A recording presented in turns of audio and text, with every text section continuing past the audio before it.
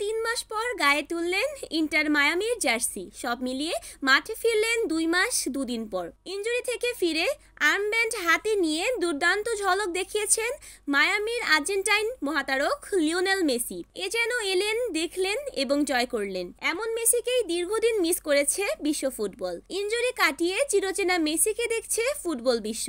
এতে কপাল পুড়েছে ফিলাডেলফিয়ার। রোববার ভোরে ঘরের মাঠ চেজ স্টেডিয়ামে ফিলাডেলফিয়াকে হারালো ইন্টার মায়ামি। ম্যাচটি মায়ামি জয় তুলে নেয় 3-1 গোলে। জোড়া গোল করেছিলেন মেসি, পাশাপাশি সুয়ারেজের করা গোলে সহায়তা করেছেন।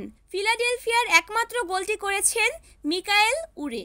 এই জয়ের পর মেজর লিগ সকারের ইস্টার্ন কনফারেন্সে 28 ম্যাচে 19 জয় ও 5 ড্রয়ে 62 পয়েন্ট নিয়ে শীর্ষেই রয়েছেন ইন্টার মায়ামি। ইস্টার্ন ও ওয়েস্টার্ন কনফারেন্স মিলিয়েও শীর্ষে রয়েছে তারা।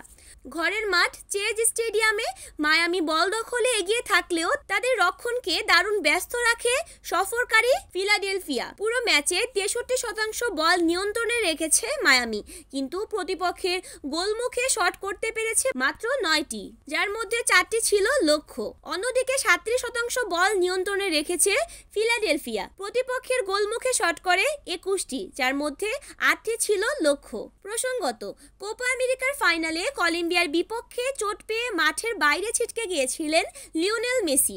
এরপর থেকেই তিনি আর কোনো ম্যাচ খেলেননি। মেসির অনুপস্থিতিতে মেজর লিগ সকারে কোনো ম্যাচ হারেনি মায়ামি। তবে লিগস কাপে 2টি ম্যাচ হারে তারা।